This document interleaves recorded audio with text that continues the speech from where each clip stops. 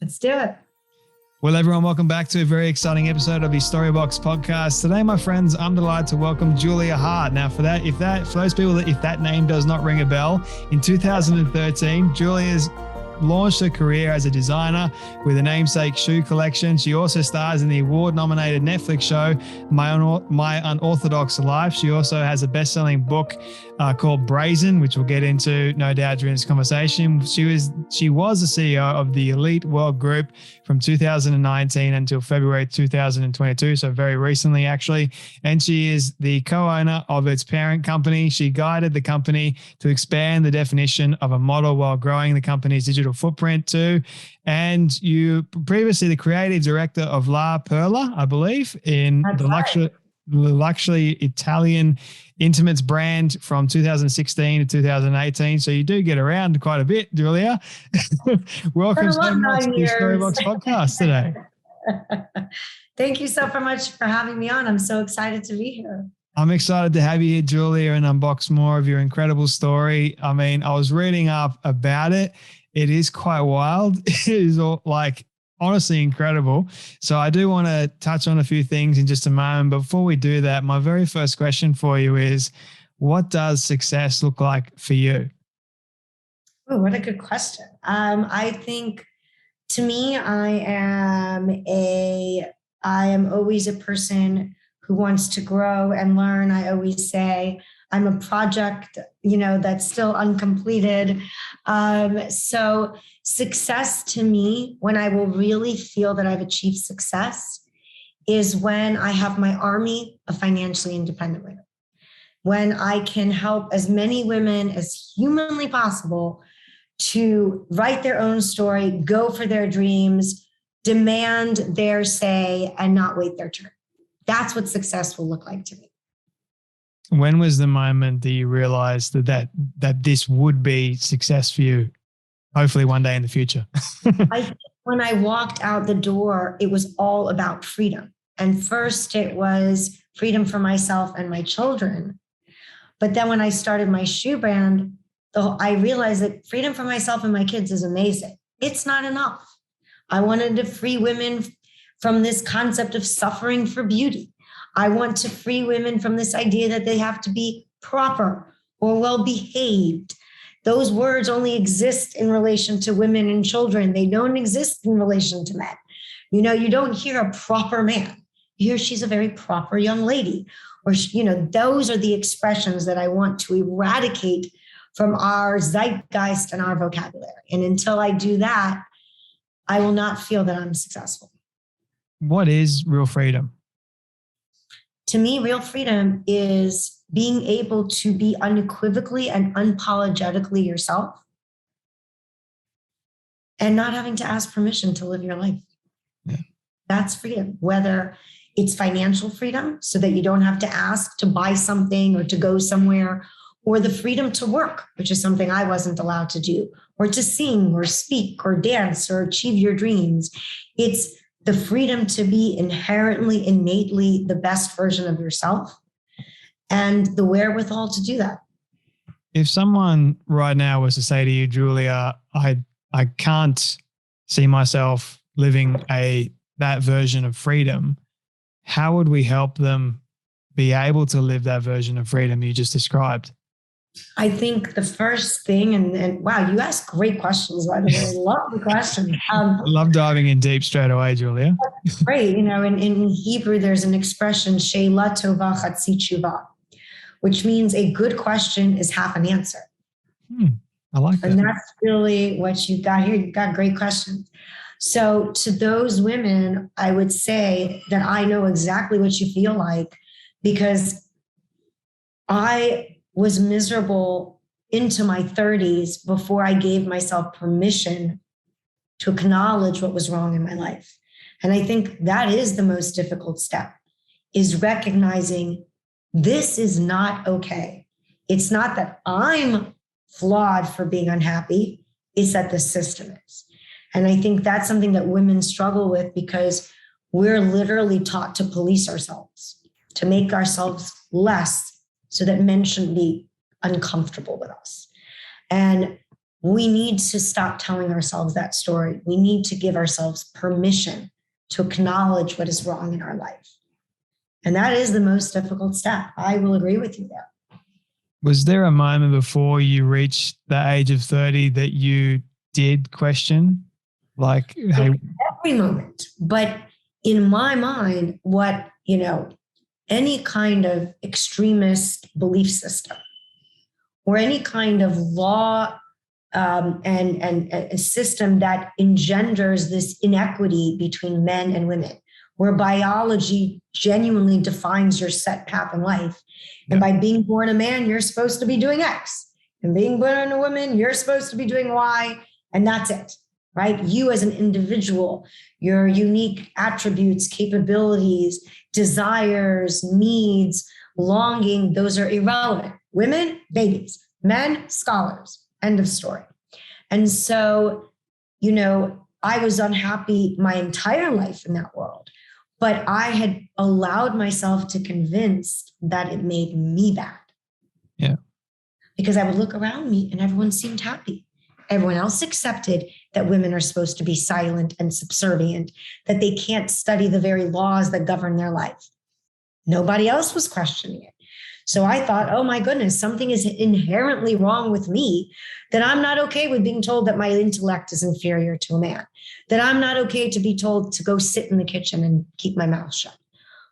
And it wasn't until my daughter, Miriam, as a baby, as like a 3 to 5-year-old, started asking the same questions I'd had in my mind for the last 20 years, hearing them out of the mouth of a baby. They couldn't convince me that my 3-year-old was bad. Mm. And so to hear her give voice to the questions that had been silent in my head, that's what gave me permission. She gave me permission. Mm. This it would seem, very ordered way of doing things in life. I wanted to ask you, what is specifically wrong with that way of living? What did you notice is the problem with it? Well, I would say 2 things. Number 1 is this concept of biology defining your destiny. That's the biggest problem, because not all men want to be forward-facing leaders. Not all men want to be the rabbi and the Talmudic scholar. Some men love to be caregivers and want to stay at home and raise children. Some women can't have children, biologically unable to do so. Are you saying that they have no purpose in life, that they're somehow inferior to women who can have children? Well, if a woman's only purpose in life is to have kids, then what's that woman's purpose? Mm. There are women who want to be mothers and who love being mothers, but there are women who want to be businesswomen, who are forward-facing, who are intellectual, who do question and want to invent and innovate and create. And the fact that they're not allowed to do so because they're a woman is the problem. When your biology is the sole definer of your destiny, then there is no individuality and there's no uniqueness. So that's the biggest problem. The second problem is this concept that a man is incapable of controlling himself and a woman is responsible for men's behavior. It's a ludicrous concept. Yeah. My life has to be this big, so a man shouldn't have to control himself. A woman can't sing in public because a man might hear her voice and have bad thoughts. She can't dance in public for the same reason. She can't speak in public for the same reason. She shouldn't be an actress or go on television or go to college. All of this so that a man shouldn't have to control himself. Yeah. A woman has to make herself this small so that a man never has to say, oh, I shouldn't do this. I was taught when Hurricane Sandy happened that it was my fault and the other women in my community's fault because the wigs we were wearing to cover our hair were too long. And so we were attracting men's attention even though our hair was covered. And because of that, God brought Hurricane Sandy to annihilate property and kill people and cause all this devastation. That was my fault. So that whole concept that women have to disappear themselves so men should not be taken away from their concentration on Torah study and that they don't have to ever worry about sinning, that is the other subset of laws that are so problematic. What happened to your identity as a growing up? I had no identity, meaning who I intrinsically am as a human being. I'm outspoken. I'm a learner. I'm an intellectual. I love to study. I love to grasp new materials. Forget about being allowed to read secular literature. I wasn't even allowed to read half the books in my own community. The Talmud, where all the laws that govern our lives are taught, is in Aramaic. Men are taught Aramaic, women are not.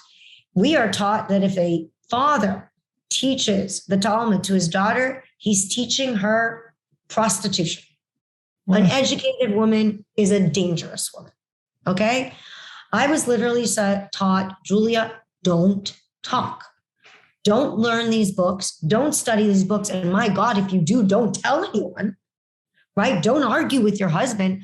A month before I left my community, I got called into the rabbi's office. Now, don't forget, I'm 42 years old and I'm still being called into the principal's office, right? What was my big sin? My big sin was that I danced provocatively at my friend's wedding for her 18-year-old daughter. Okay. Now, if you realize that this dancing provocatively takes place in a room where there's only women, right? Because men and women are segregated. Men and women don't dance in the same room at a wedding. If it's the same room, there's a brick wall or a metal wall or a wooden wall between the two so that they can't see each other. So I look at this rabbi and I said, very politely, so I'm just trying to understand, there are no men there and you don't believe in lesbianism, so who am I provoking? Right? I mean, I'm dancing provocatively. Who is it that I'm provoking? If there's no guys and there's no lesbianism, well, okay, then who am I provoking? Now, that would be bad enough. But the big problem is add to that the fact that my husband got called into the rabbi's office and he was told, control your woman. It's your responsibility to make sure that she is well behaved. And that's the dynamic. You as a 42-year-old are not even in control of your own behaviors. Your husband is your Lord and master who's supposed to control his woman, right? And so there was this massive dichotomy between who I was as a human being and who I was told I had to mold myself and force myself into to be beloved by God. It's crazy. Honestly, crazy. I didn't know, like when I was reading it, I'm like, this is honestly insane, but there's a lot of people that actually still live like this. And obviously I want to be respectful as well to a lot of other people's beliefs because that's what they believe. Like they've got no other choice, really. They feel like they've got no other choice. The way that I look at it is there's Judaism and there's extremism, and those have nothing to do with each other. And the proof that the way I lived has nothing to do with authentic Judaism is that those same rules exist in fundamentalist Islam, in fundamentalist Christianity, in fundamentalist Mormonism. It's all the same rules. Women are covered, they don't get educations, they're married off as teenagers. It's all the same. Yeah. I think religion is beautiful. I think Islam is beautiful. I think Christianity is beautiful. I think Judaism is beautiful. I have no issues with any of those religions. It's when you take something to an extreme and you apply archaic laws that have been disproven today, right? Go back 200 years, everyone thought women were inferior. Everyone thought women couldn't vote, couldn't be educated. I mean, go into the 1970s in the United States, a woman couldn't get a mortgage or apply for a credit card without a man. Go in the 70s in the BBC, a woman wasn't allowed to wear pants. So go back not even 100 years, go back 80 years. This is how women were treated. But the world has recognized that A, men are capable of controlling themselves, and B, women are capable of being forward-facing leaders and revolutionaries and movers and shakers. And so it's those archaic laws that I fight against. Yeah. Nothing to do with any religion at all whatsoever. I grew up in a conservative Christian home. There was a lot of restriction too. We weren't allowed to watch movies past a certain rating. And even then they had to be like looked at by my parents first before. And even then, like if it said one swear word, whatever it is, then we weren't allowed to watch it. So I understand to some extent about this extremism. And nowadays I'm still trying to wean out a lot of the things that I was taught that I It now takes don't necessarily agree with. It takes exactly. so long. Are you still trying to get rid of some of those ideas yourself? Oh my God, yes. Like I always think to myself that I've come past the place where I think men are smarter than I am and that I'm subservient and obedient to them. But I still find myself being too trusting, assuming what a man tells me is true, allowing love and my caring for a man to denigrate myself. So I'm still a work in progress. I'm still trying to eradicate those. I mean, it's deprogramming yourself. It is. And it can take a lifetime. And it's not a logical process because none of those beliefs were logical to begin with. Yeah. You know, the first time I had sex with a total stranger, a non-Jew on a couch, I did it with my wig on my head. This makes no sense. Like, dude, you're naked. But I was too scared to take off my wig. And that's how deprogramming works. It's not logical. It's the things that are the fear of punishment of certain things are so ingrained in you that you're just petrified. Pure, unadulterated fear of punishment. Yeah. And God, this punishing God, this angry, mean God was as real to me as the microphone in front of your face. Yeah. I thought, because I was addicted to pornography for a while. And as growing up in a conservative Christian household, we were always like some Sundays and some youth group messages would always be about what's going to happen to us if we do end up watching it. And it's like God's going to rain down fire and brimstone, and all the bad things that do go and happen in your life are a result of you sinning against God. And I was just like, hang on a minute. So every time I'd watch porn, I'd feel immense amounts of shame and fear, even more so than, because that's what I was taught. And so it's just like this crazy conundrum. Guided by shame and fear. Exactly right. Yeah. And it's like, we got to try and help people get out of this fear state. And that's the hard part I've found, Julia, is you still have those moments of remembering what you're being taught, and it's traumatic, and then you fear again, and then you're trying to, it's just nonstop. It's really, really hard. Do you have any strategies at all that you've learned to sort of stop yourself? So this is what I'll give 3 pieces of advice that I use every day. I say there's 2 kinds of fear. There's fear of the unknown, and there's fear of punishment. Eradicate the latter and jump into the former. Meaning fear of the unknown, you should use to propel yourself forward. Yep. When you feel like, oh my gosh, I'm not sure what I'm doing, that's when you should jump in. When I am afraid of something, that means it's something I haven't tried yet and I haven't perfected, which makes me go for it all the more because that's growth. Mm-hmm. If it's something I'm comfortable in doing, then I'm not moving, I'm not growing, I'm not changing. So fear of the unknown, enjoy it.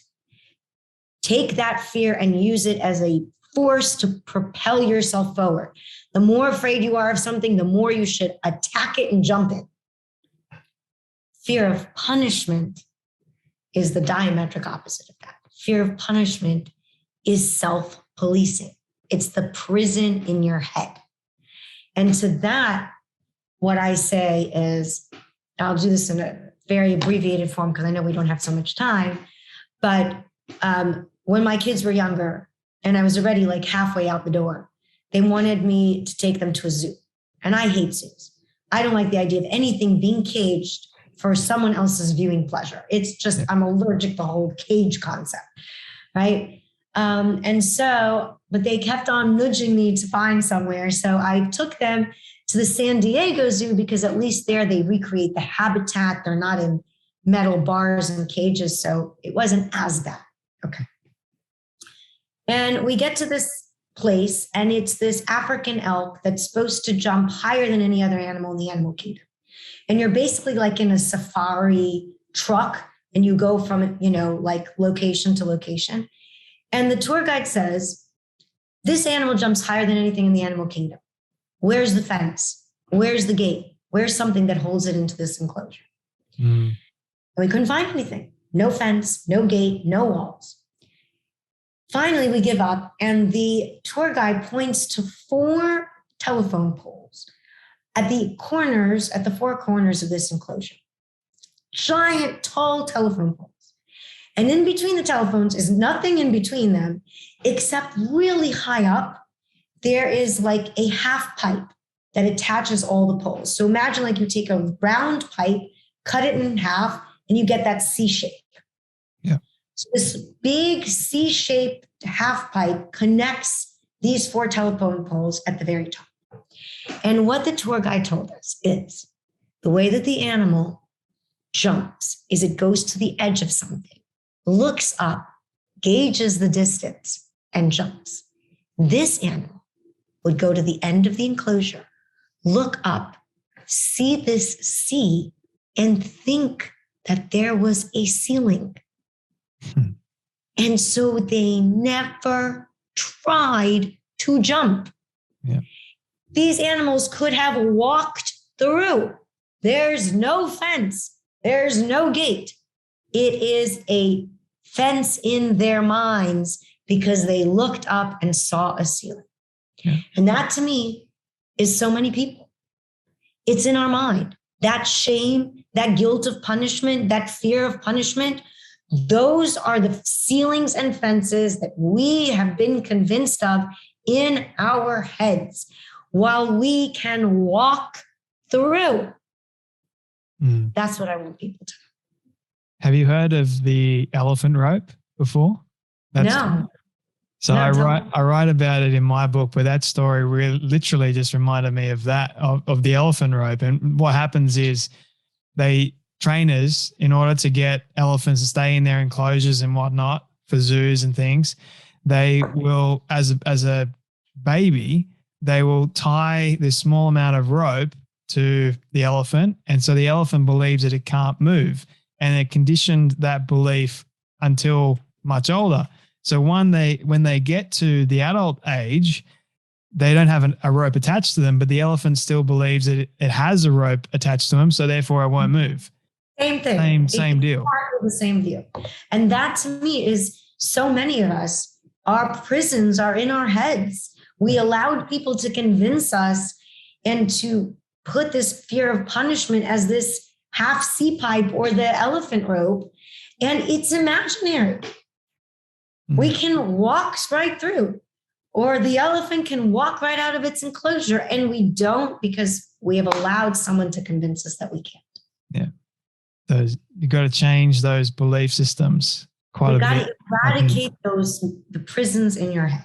Yeah. And then I would say the last piece of advice I would give is talk to yourself out loud. The only way to drown out other people's voices is to hear yours louder. And I really mean out loud. Look at yourself in the mirror and say, I can do this. This is my plan for today. And all the people who say I can't, they're the idiots, not me. And just every day, talk to yourself. I talk to myself when I'm in the car. No one's there. I mean, if people look at me and say, what's he doing? Is he talking on the phone or talking to himself? I don't care. It's my time to do it. There, I admitted it. No one else knew that. Now the world will know. Everybody knows. But I talk to myself all the time. I used to have people say, like, Julia, you're talking to someone in the bathroom? I'm like, no, I'm talking to myself. And the story that I tell myself will change depending on what trials and tribulations or what, impediments are standing in my way that day. Yeah. But I have to say it out loud, and I have to watch myself saying the words, because when you bring something into reality by speaking it, it makes it real. Yeah. So I wanted to ask you about how your relationship is with your family at the moment. Is it on rocky ground still? Is it stable? How is it at the moment? So of course, my children are like my best friends in the world. You can't be closer than we are. There's just, I mean, it's just so beautiful. Siblings and parents, nobody talks to me. I left the path. I'm a sinner. Wow. How does it make you feel? It's really, here's the thing. I don't blame any of them. Zero. Because they're just brainwashed. They were taught that a person who leaves is dangerous, could influence them, influence their children, that just being in my presence is dangerous. So I know that there's no bad intent. I know that they just are following the laws. That's why I always say there are no villains in my story. There are only victims. It's the archaic laws that are the problem, not the people. Because my parents and my siblings, they're not following it out of hatred or anger towards me. They're doing it because they think it's right. And how can I blame them for that? If I was there, I'd probably be doing the same thing, but at least I understand it. And so, my door is always open, and they know that they can reach out to me at any time. I've tried many times to reach out, and I'll just keep trying until one day someone answers. And keep knocking. Keep knocking. One day someone will open the door. I have faith, and I have zero anger. Like it's not their fault. It's really not their fault. You don't seem like an angry person to me, to be honest. Not really an angry person. I find the silver lining in everything, although it's been challenging, but you have to, because otherwise you can't keep going. And every time, everyone has those moments where you feel like, oh, I fought so hard. I've come so far, and now this, right? And then, whenever I feel that way, I look towards the past and women who have fought for freedom in the past. And I remind myself that I am one in a very long line of women who have had to fight for freedom, who have had to push that conversation forward, and they didn't give up. There's this amazing show that just closed. It was called Suffs. It was produced and acted and written by this incredible woman named Shana Taub. And it was all about the suffragette movement. And my friend Ellen Gavin sent me there because I was very down. And I just felt like I've been fighting for my freedom for so long. When is it going to end? And she sends me there. And here they are. They're in prison for just protesting silently. And they're being force-fed. And, they're called criminals. There wasn't just bad press written about them. They were literally arrested. And they didn't give up. And so it's that gives me strength. And I keep on reminding myself that if I don't continue fighting, the woman that comes after me won't have that example. So I just got to keep going. Yeah. Passionate and persistent are the two words that come to my mind when I think of you. and your story, honestly, because you've just had this, and resilience too, I think, just not this never give up kind of attitude. But then another question sort of comes to my mind as I think about that, because you're not giving up for this freedom, not just for yourself, but for other people at the same time. Do you think that in the future, do you think that is wholeheartedly possible? Because you've got two sides of the equation. One doesn't want that sort of freedom, and the other side wants the freedom. And the other side is thinking, well, if we give freedom to these people, then we won't be free as well. So do you think, in your opinion, that we will get to that stage or there's this equal playing field where everyone feels like there's freedom? I think that if we think it's not possible, it won't be. Right. So I think that we have to just see what's possible and keep fighting for it. Because think about it, people assume that change happens instantaneously, but it never does. It just doesn't. It's slow. It's gradual. It's 2 steps forward and 1 step backwards. backwards, 2 steps forward and 1 step backwards. So, we need to have enough historical context to remind ourselves that just because we didn't win this year doesn't mean we won't win next year.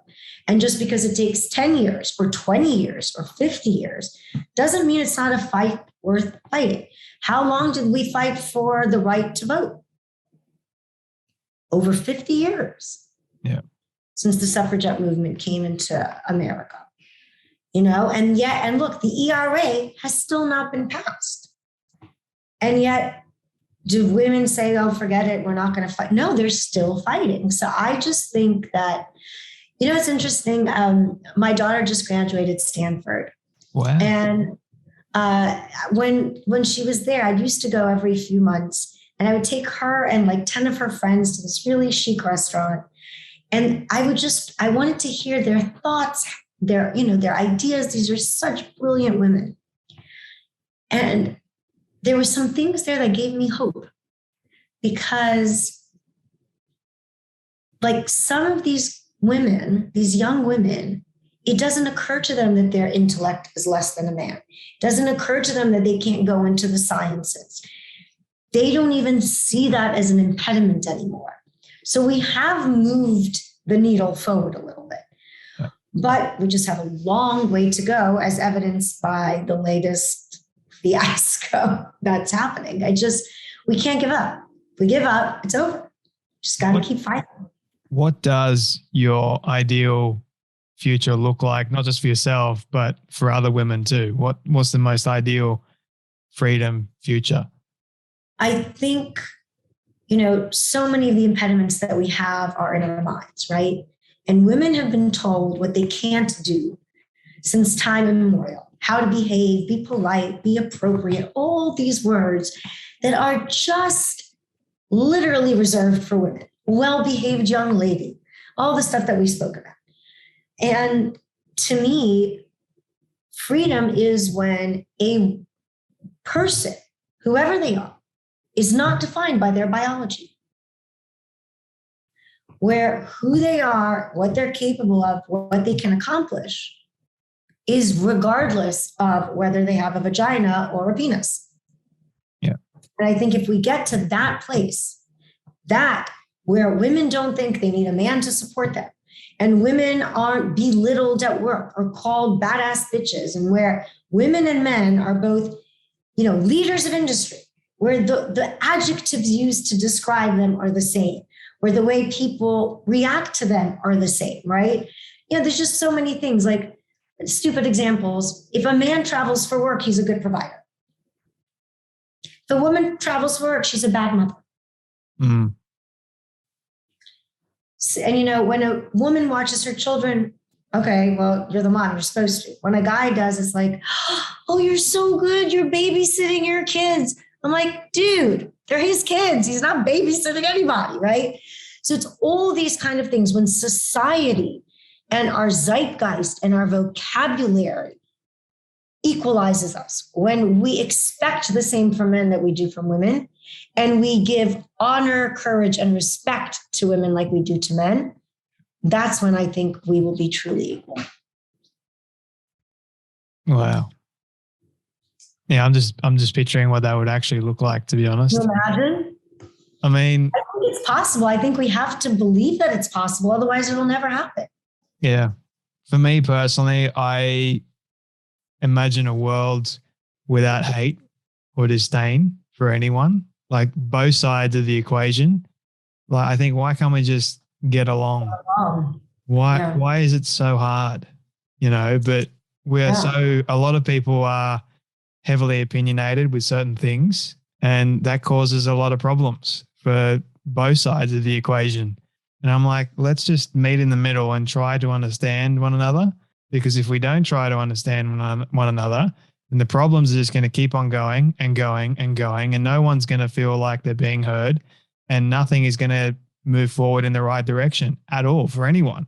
So it's like we end up on this stuck playing field, and it's like, well, what's the point here? Like, think about it. What is extremism? Extremism is my way or the highway. Yeah. Extremism is only this is right, everything else is wrong. That is not a healthy way to live. To be in true society with each other, you need to be able to be empathetic to one another, to see one another's point of view, to respect a person's opinion and not vilify them for not having a similar opinion to you. I mean, that's the beauty of democracy, is our differences. Yeah, I totally agree with you.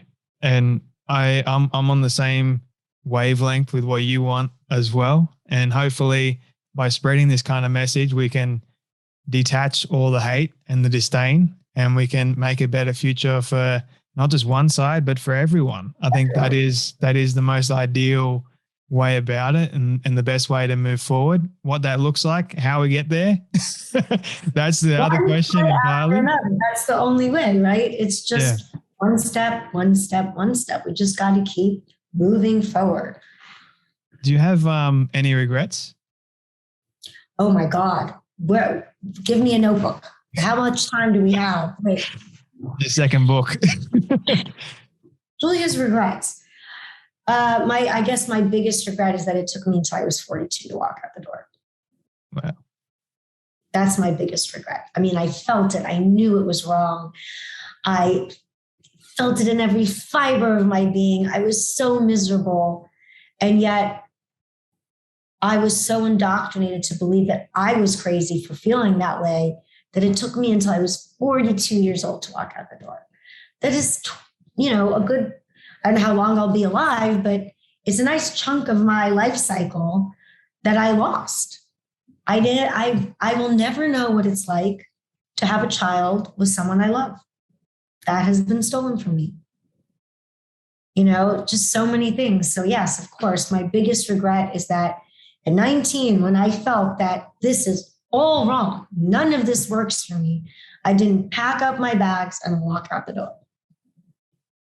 What do you love the most about yourself and your story? What do I love about my story? Hopefully that it can help someone. Otherwise, oh my God, what the point? What's the point? That's to me, the only thing that makes everything worth it is if my story helps other people write their stories. Yeah. That's it. That's what keeps me going. So chain reaction. Chain reaction. I wanted, when the show came out and then the book came out, women would literally stop me in the street and say, I left my husband because of you. I started a business because of you. I chose not to commit suicide because of your story. That's happened to me twice. So that's the part that gives me joy, is that a story can change the world. Yeah. I mean, what is a religion if not a story? What is patriotism if not a story? We tell stories to ourselves. We build empires and communities on stories. So if my story can help other women write their stories, then all of this garbage is worth it. I think what we were talking about before, this is really the answer to it. If we can, because stories, they change the world. Like they really do. And I am a firm believer that stories like yourself, they get into the psyche, and more than having a debate, more than having an argument, the story is what changes a person's opinion. And if we can share more stories with people like your story, then hey, maybe we might have some change the right way. That's the way I look at it, to be honest. But I think your story is powerful, Julia. I've got two quick final questions for you, if you don't mind. Not at all. Where can people, where do you want people to go and get a copy of your book, Brazen? And where do you want them, like, do you want them to go to Amazon? Where do you want them to connect with you personally? Personally, they can go on my Instagram account and DM me. It's at Julia Haart.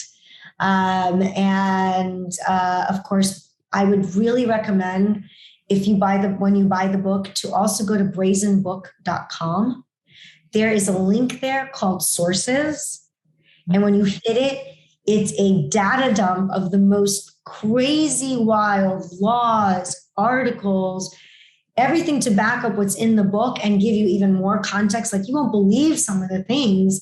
Like, for example, my community, women are not allowed to be photographed, right? They're not allowed to be.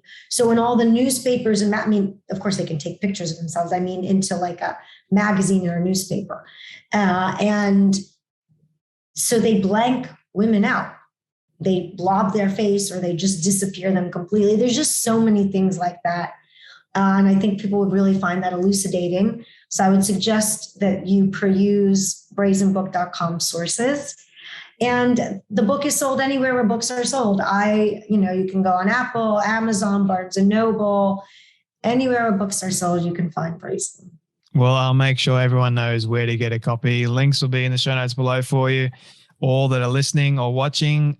Julia, this is my final question for you. This is my all-time favorite question. I love leaving it till last, but it's a hypothetical one. But I want you to imagine with me for a moment that you've been able to reach the age of 100. All your friends and your family have decided to put together a film for you of everything you've ever said and everything you've ever done.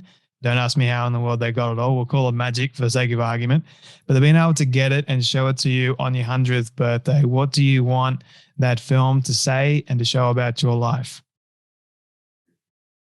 I would like people to know that my life has been about the pursuit of freedom, and that I'm far from a perfect person, but I think that if I'm able to leave the world a little, just a smidge, an iota, just an infinitesimal amount better than when I came into it, I think that makes everything worth it.